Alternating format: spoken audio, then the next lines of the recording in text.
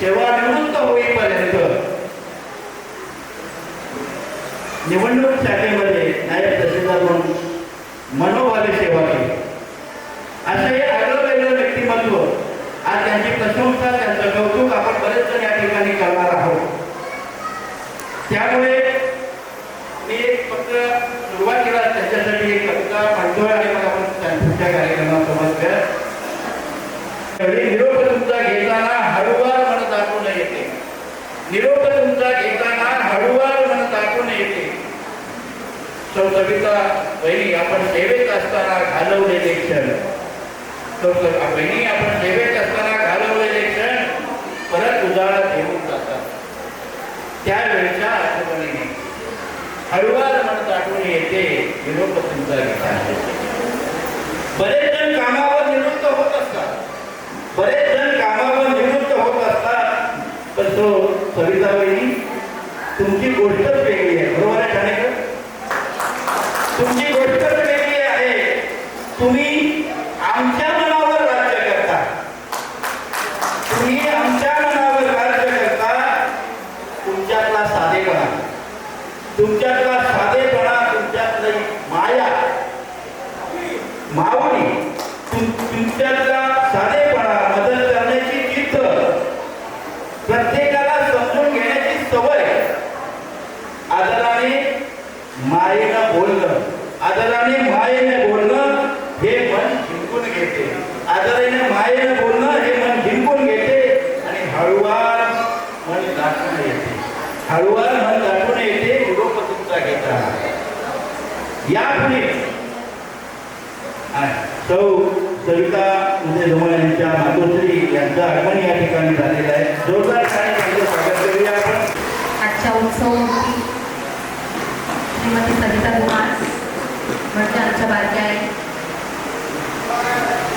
कार्यालयातील उपस्थित समस्त अधिकारी आणि आईंचा स्टाफ, तसेच सर्व कुटुंबीय यांना माझा नमस्कार.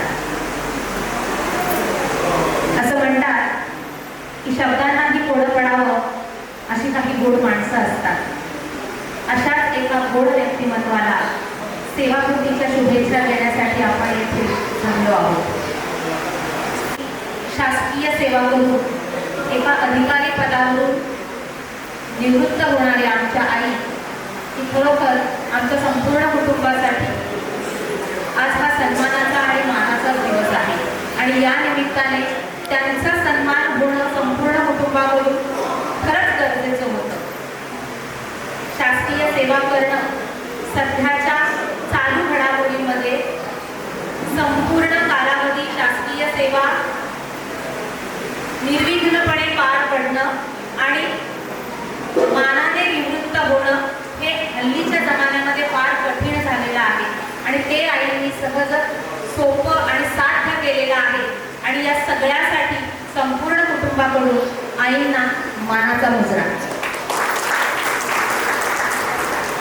असं म्हणतात की एका यशस्वी पुरुषाच्या मागे एक स्त्री असते, परंतु असं म्हणायला हरकत नाही, जर एक स्त्री यशस्वी होत असेल तर तिच्या यशामागे तिचं संपूर्ण कुटुंब उभं असतं आणि म्हणूनच ती एवढी यशस्वी होऊ शकते.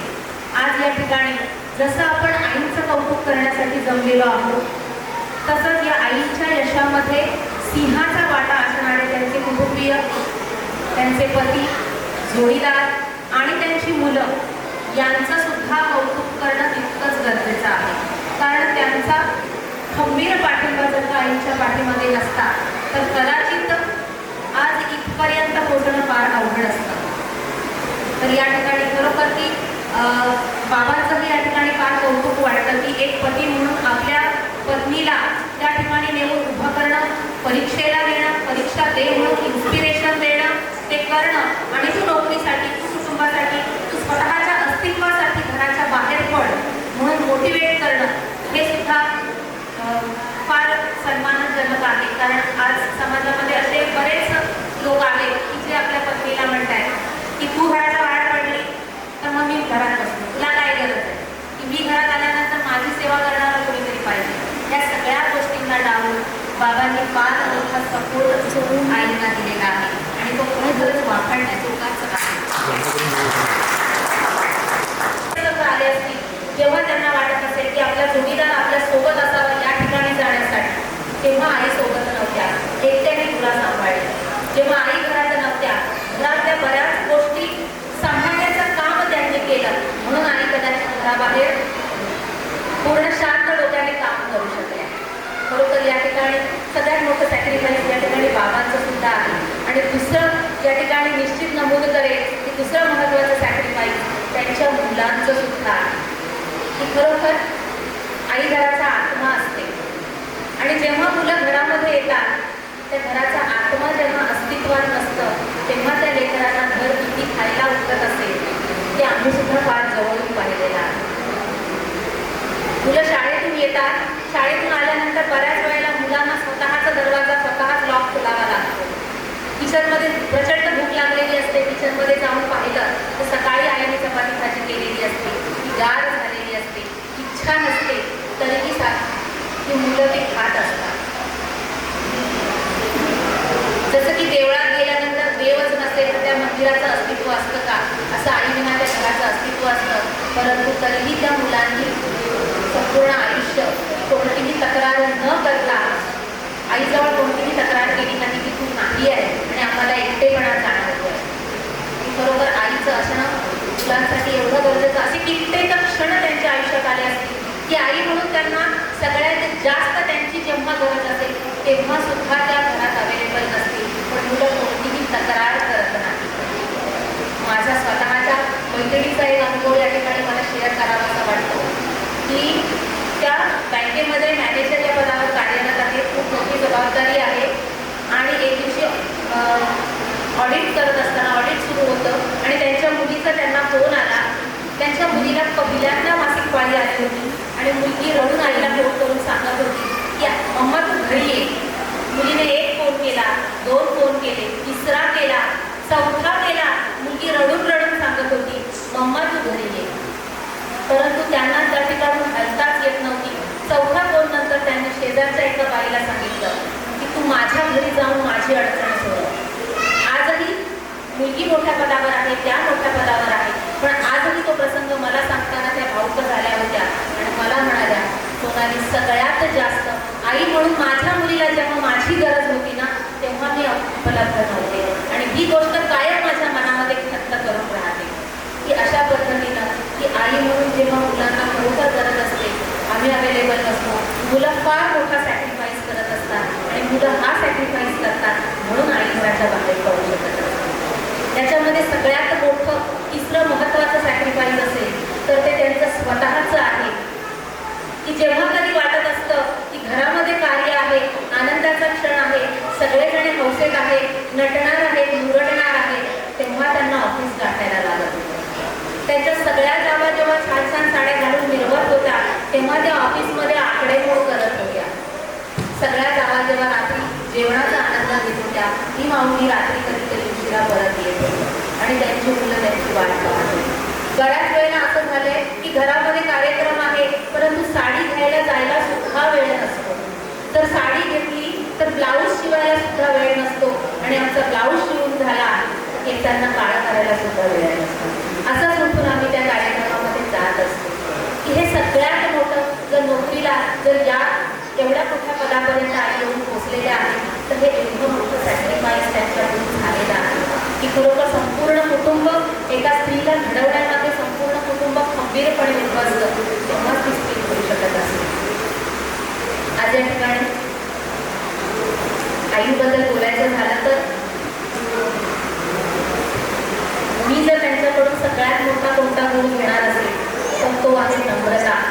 कमालीची नम्रता या व्यक्तिमत्वामध्ये आहे की आम्हाला जरी कोणी काय बोललं तरी थोडासा तरी राग येतो, थोडासा तरी पटकन उलट बोलतो, पण या व्यक्तिमत्वामध्ये एवढी नम्रता आहे त्यांना लहान मोठे थोरांनी कोणीही काही बोललं तरी त्या तेवढ्याच शांत आणि स्थिर मनाने ती परिस्थिती हँडल करत असतात.